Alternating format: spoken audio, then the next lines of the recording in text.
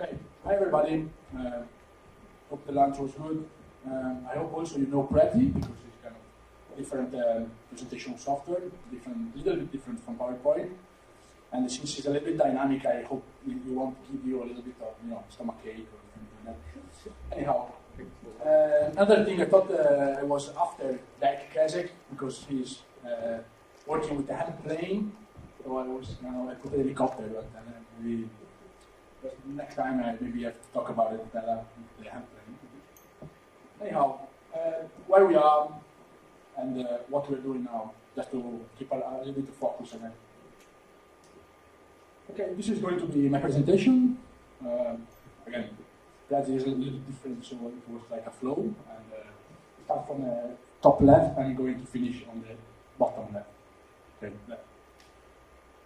So first of all, today I decided to bring you some interesting facts, some interesting experience I've done in the last, let's say, 5 years. And this, again, involves the main three things I told you before. Again, we were talking about pharmaceutical. We know that who I am, why I'm entitled to talk about this. So I've got a background in industrial chemistry, basically, then from which I was close to go to study environmental sciences, then decided to make that going to study architecture maybe was more impactful.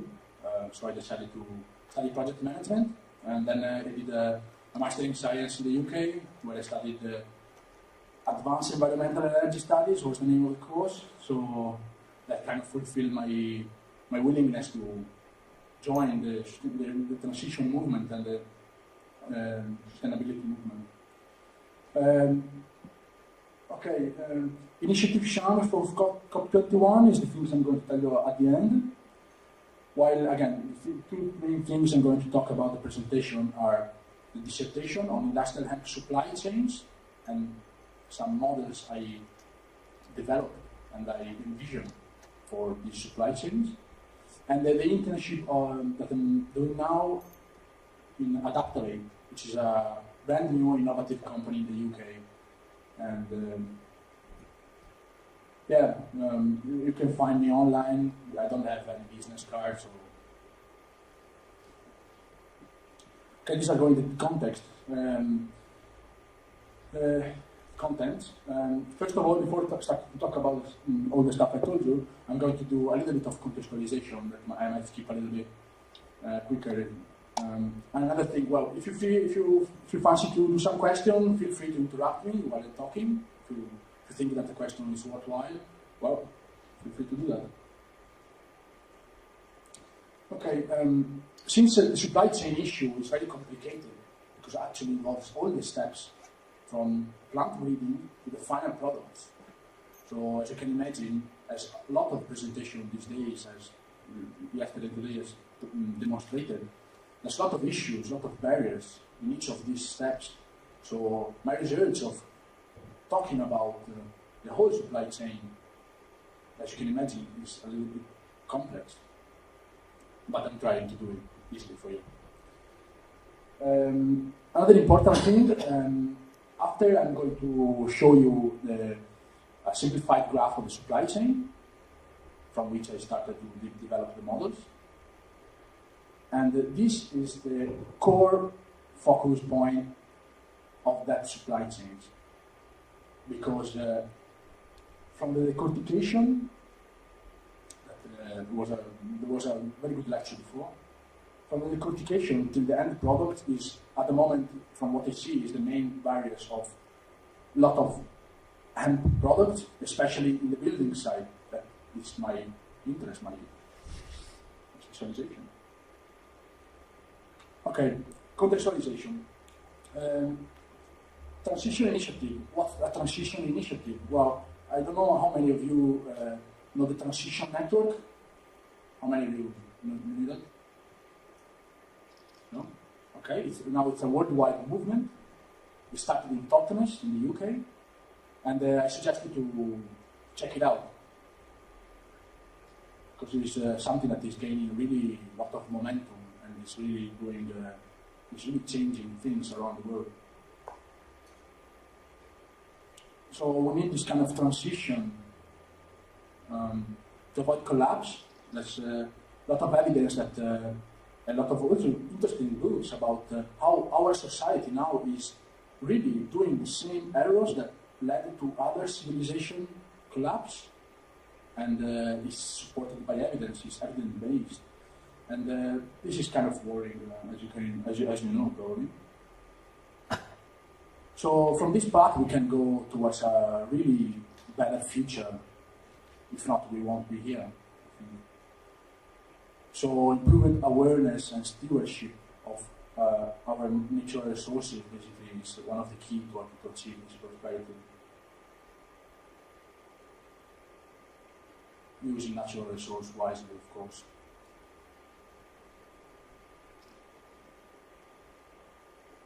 Okay, this is maybe older than me. This is the graph of the sustainable development. Well, it's wrong.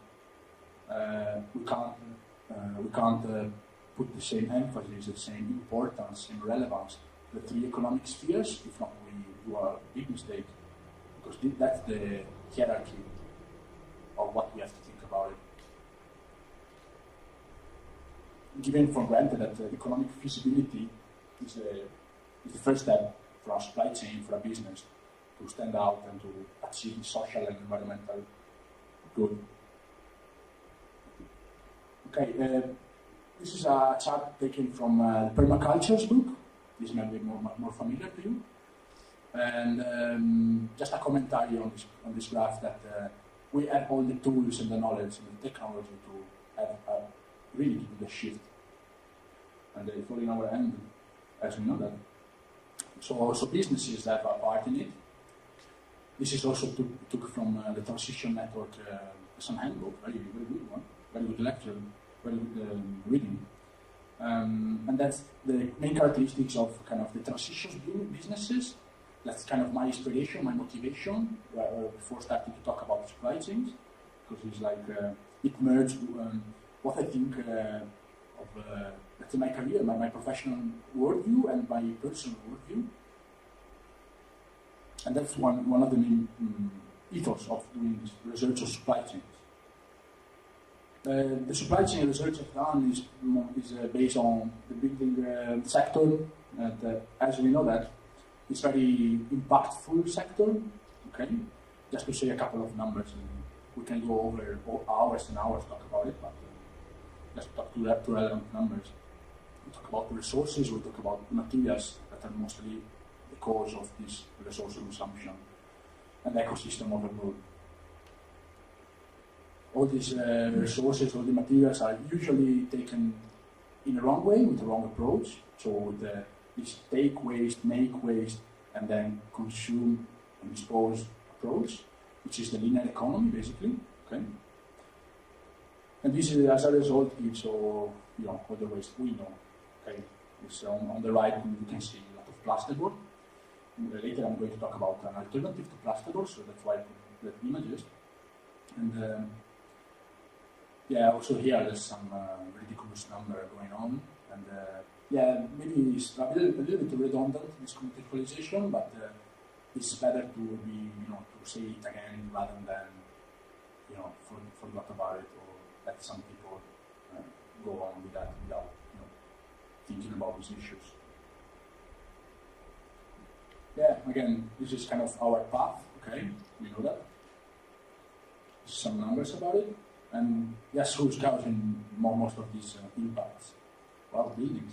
Then if we consider that most of the road emissions, because we're talking about global CO2 emissions, most of them are caused by indirect buildings emission, because where we go, when we use car, from buildings to buildings, from work to home and whatsoever. So indirectly, also if you think about electricity in the heat production, that's a big part of the CO2 emission that is caused by building. And well, that's a good book. I suggest it. It's called. It's like the question at the beginning of the book is what's causing all the climatic changes, all the problems we're facing. And the title of the book is "Is Architecture Stupid?" It's not written by me, of course, but it's like and it's written by an architect that really got deep into these issues and really explained how this is all related to buildings. But energy, CO2 is not only the problem. We spend so many times in buildings, and sometimes we can have problems, health problems caused by that, psychological problems caused by that. Okay, and when I mean health, I mean also physical health, social health, and a problem when new buildings are more energy efficient, when new buildings are more airtight, like we saw yesterday, the EU directive that is pushing towards zero carbon building. Well, in that direction, we also increase condensation. And currently, fossil fuel-based materials are not dealing with this issue adequately.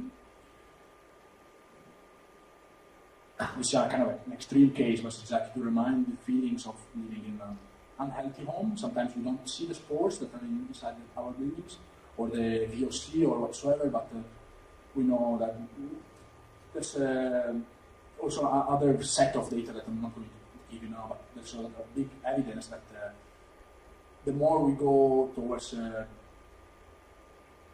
more we use, let's say, modern ways of buildings, the more we go towards this problem.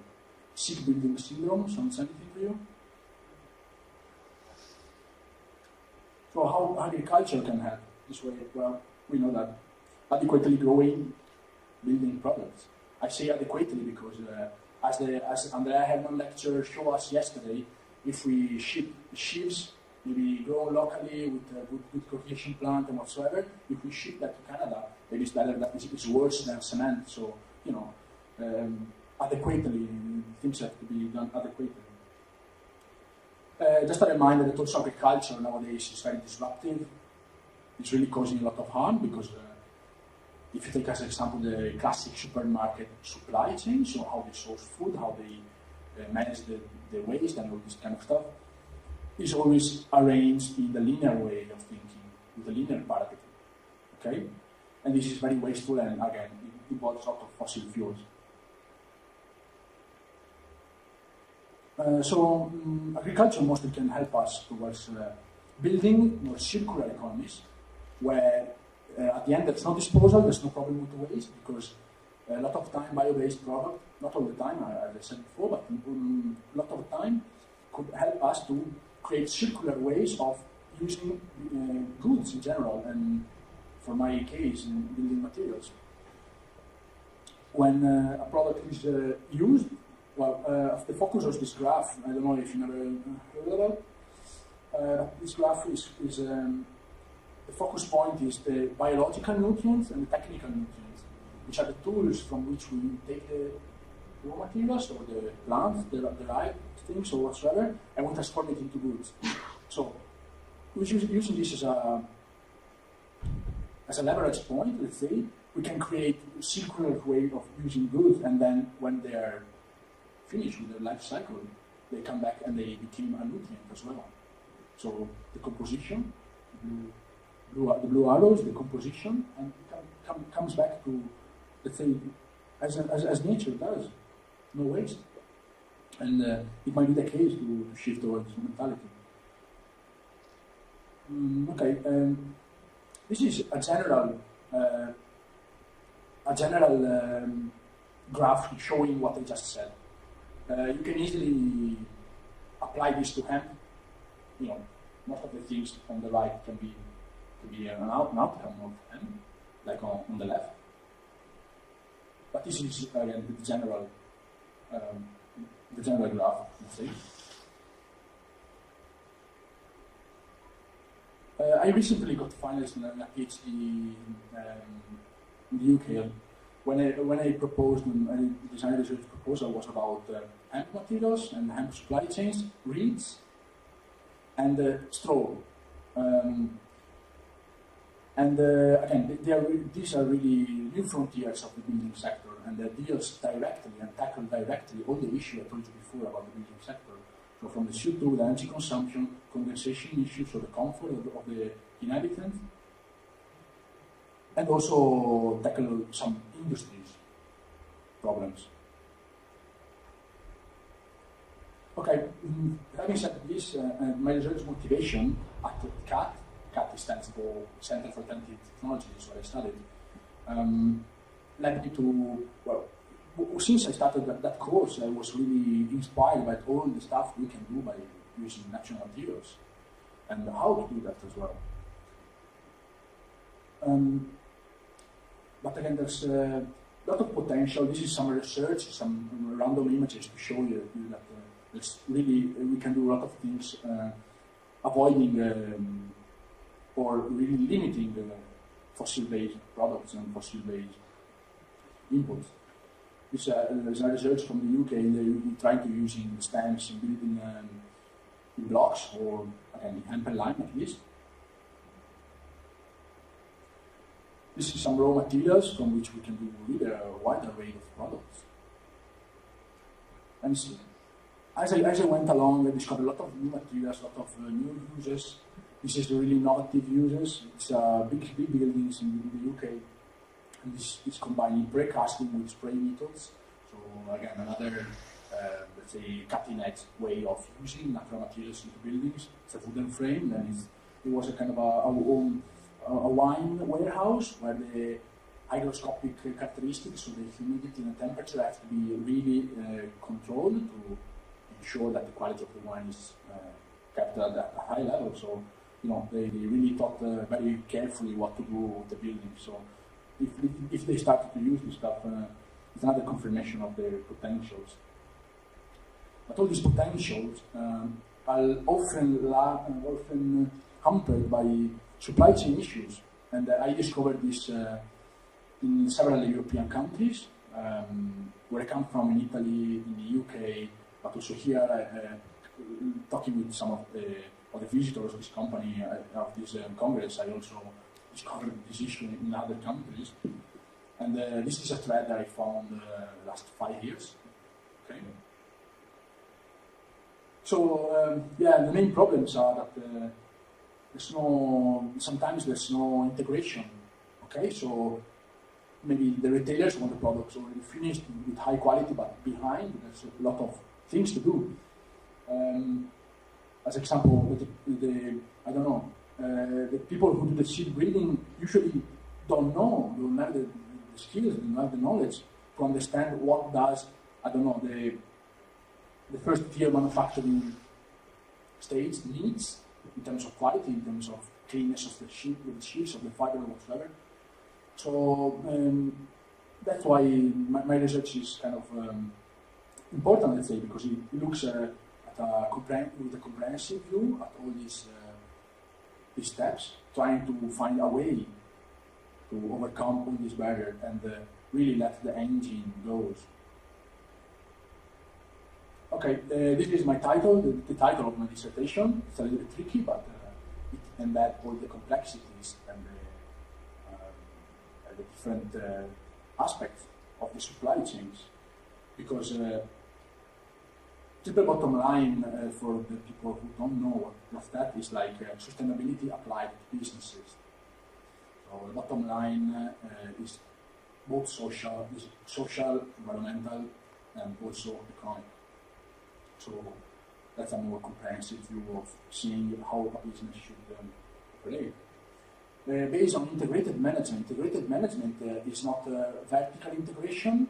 It stands more for what I just said. So creating the condition because of which all the parts can achieve their goals, and all this and the hemp businesses can flourish. And I focused my research on the design implication and the key factor for the dual crop hemp. To target the food and the building industry, of course, today I'm going to talk only about the building industry, but as my research shows, the food industry, maybe for a business to be resilient in the long term, a business should start from the food industry because the markets are more established, at least here in Europe. And then when stability is achieved, then we can step up to the building industry. Okay, from the beginning, the most tested area was basically achieving lean management. So, in my knowledge, this is the first attempt to transport the lean management concept into the hemp businesses. In fact, into the hemp business supply chains. Holistic approach is something that is needed to achieve resilience. And I also trying to elaborate some models to achieve this. And scalability and exportability, as I thought that was really in line with what we need. So not close-minded businesses, not again sharing maybe some business models, sharing information, sharing skills, knowledge to that all maybe the region or countries at least to have their own characteristics and to tailor better their models. So I kind of prepare the basis to start the supply chain. Well, this is a graph from Paolo Ronchetti, is the CEO of Equilibrium, which is basically the company which is working better in Italy with hemp and lime. I improved this table, adding other barriers. I'm not going to talk about it. It's enough to say that they are of different nature, so technical, commercial, knowledge barriers, regulatory barriers, psychological barriers, and then there are others that are classified as invisible. That's rational between each of these. Another thing I forgot to say at the beginning. After this lecture, when I'm going to sit there, I'm going to share both the presentation and my dissertation on my profile. So yeah, you can have it all. Okay, how I achieved this? How I did this? So I traveled a lot. I went to Hungary to see processing plant. I went here last year. I went to conference in Germany, in Wales. I traveled to see professionals, farmers, manufacturers. Annoyed a lot of people by email, you know. And then after this, after also the MSc, which gave me some theoretical knowledge, I also contacted relevant stakeholders across the globe. And I think now is the moment to also thank them. Just to say a few seconds.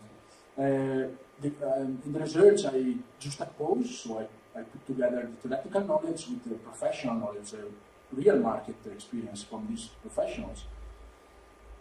And I think this is a good method to achieve a comprehensive methodology to elaborate the model that I'm going to show you in a bit. So basically, how I contacted the professional by email, what I asked them, a 10-question questionnaire.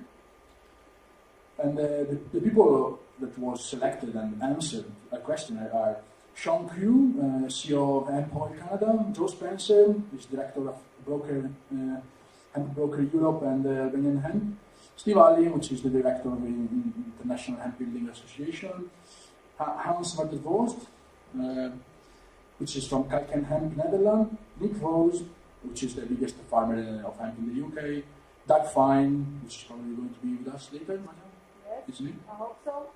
Yes, okay, Pierre Amadieu, which is going to be,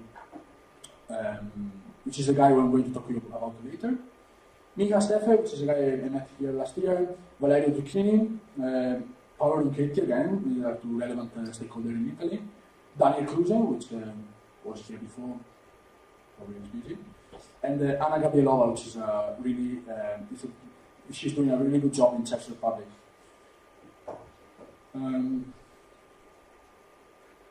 So, what the findings? What output of this work, all this effort? So, from the both theoretical and practical knowledge, I found that integrated management and the concept applied to the supply chain of hemp, of the lean management concepts, are keys or can be keys to develop all the supply chain, both upstream and downstream. Dual crop is the way forward. This is an assumption I made at the beginning, and it was confirmed by both sides, practical and theoretical. Again, initial supply chain design is essential to achieve stability in the long term. And also doing things, let's say, in-house, so that's the question of the issue of the integration across the supply chain can yield a lot of benefits in terms of added value to product for financial stability, financial solidity. The major barrier found for starting these supply chains is that there is a current gap in realizing the supply chains because of adequate business modeling and planning, which actually requires effort, and a lot of the time professional can't spend so much time in it. But again, we can improve the resilience of the project in the long term. Another major barrier is the need for adequate skills and new capabilities. Supply chain manager is something that is not so common in HEMP initiative because usually they're not so structured, so there's a need of these kind of professionals. Time and effort again, and upfront costs. We talked about the quantification before, well, that's clear. And we can also say that the transparency, all the people want to do on their own and don't want to share, that really hamper the start of HEMP businesses. Okay, interesting thing. Well, this is my models, something I elaborated. And they involve cultivation issue, building issue, that's what I'm talking about, but also food, energy, and social issue, because I envision some supply chains, not as for-profit business, not also as charities. They stand in the between, kind of, so they try to provide a service for the community. At the same time, they're trying to achieve profits. So that's a good model, in my opinion, to really achieve greater good for everybody, not only for from the money side. Okay. Before starting to talk about how the company I'm working for links with the model, it's useful to read the last one.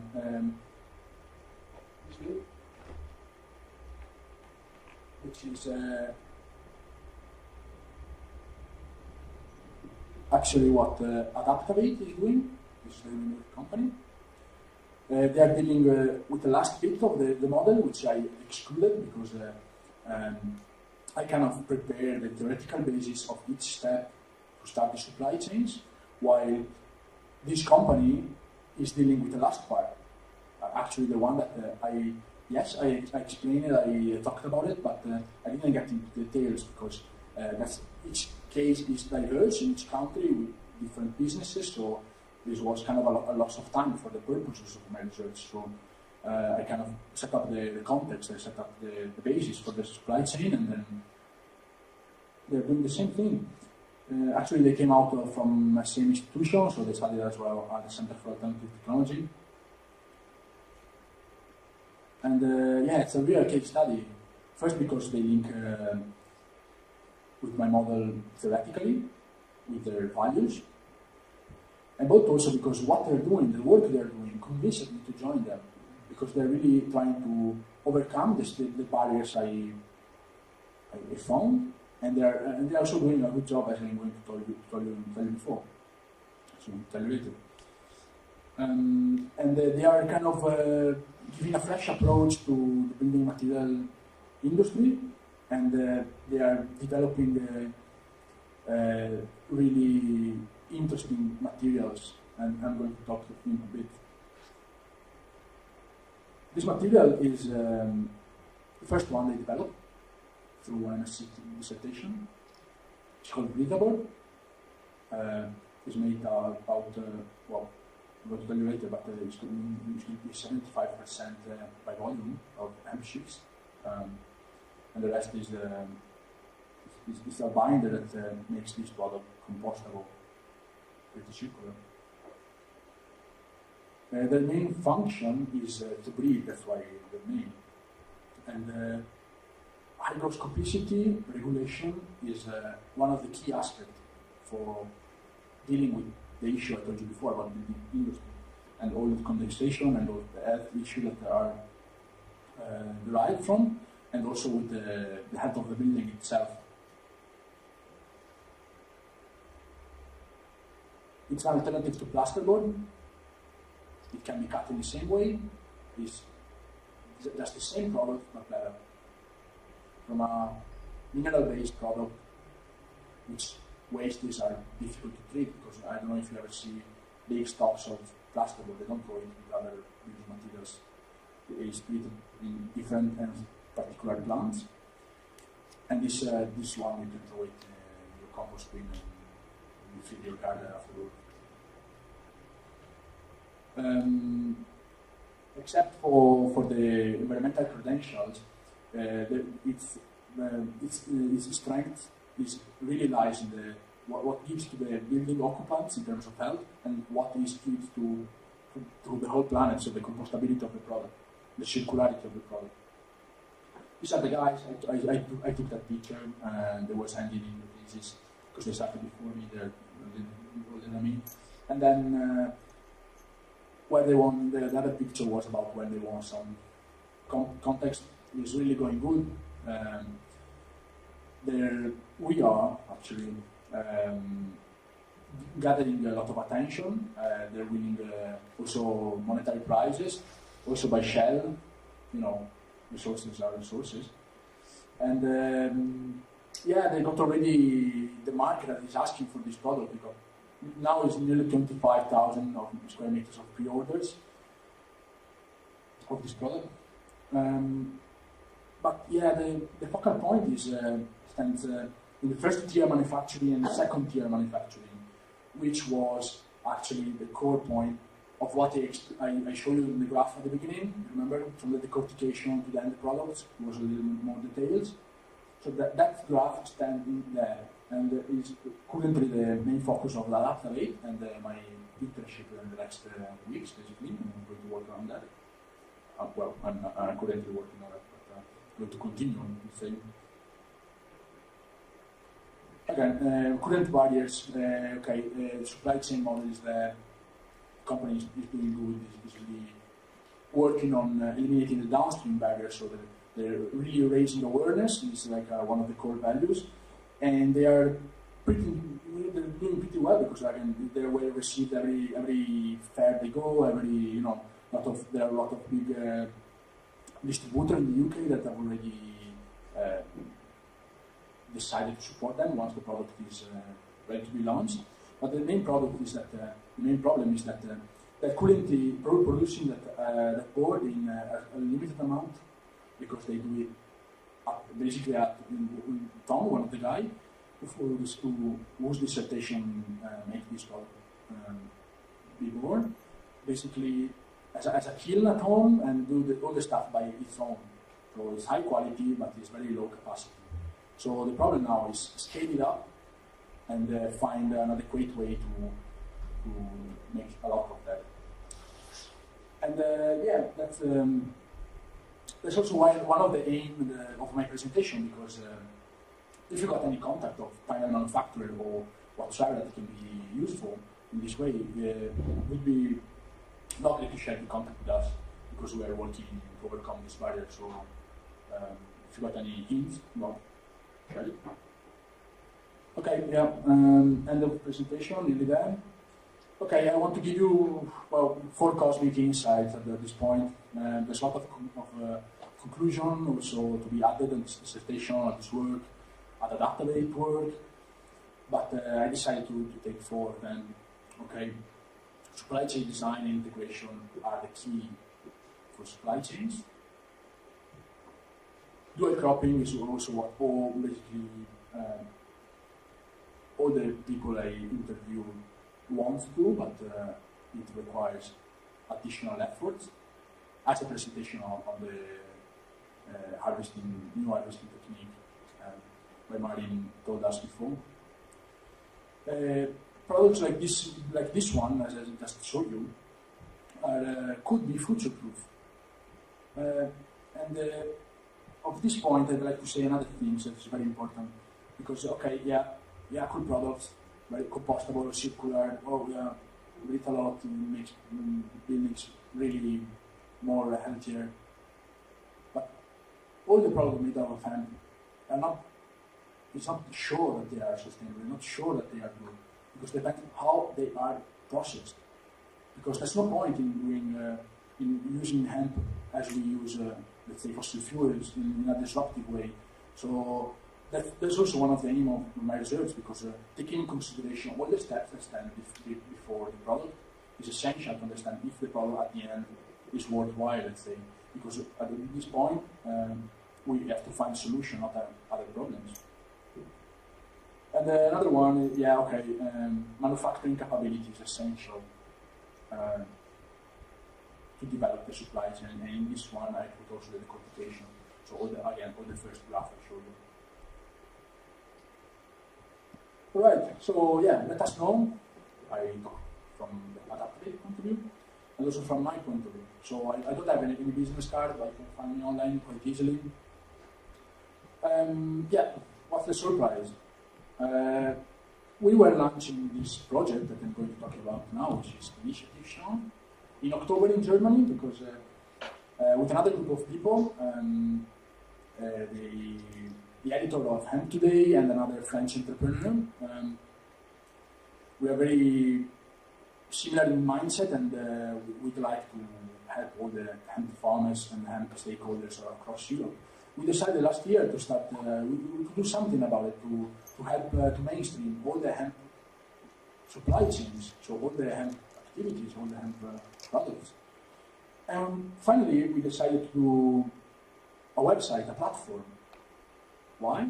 Because the next step that we are going to take through this platform, through you if you want it, so first of all check it out, is to go in Paris the first week of December, where there will be the COP21.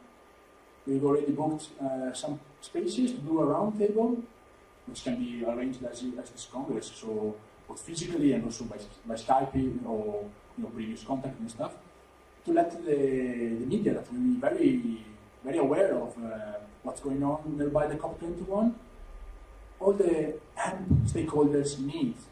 So we will in the next weeks, because this website actually was launched 2 days ago. So I received an email yesterday night, late, so kind of fresh. And we try to gather all the association and all the stakeholders' perspective to do a bigger voice in that situation, where the media will amplify and enhance our needs, let's say. So again, it's an international effort. I really enjoyed what Andrea Herman said yesterday about Global Hemp History Week. I think it is something that we might work on. And again, in Paris, there will be this first week of December,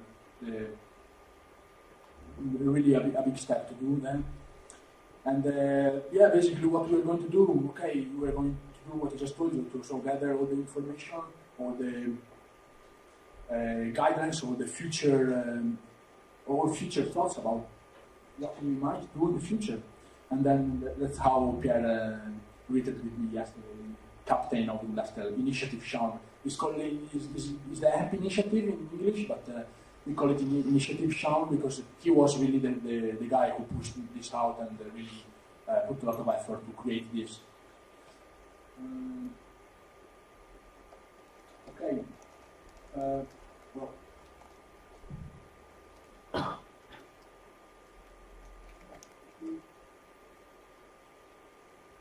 This is the website.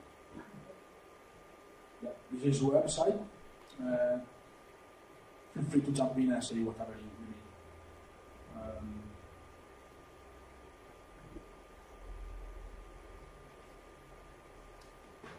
Wow, that's it. Francesco, you are a great guy.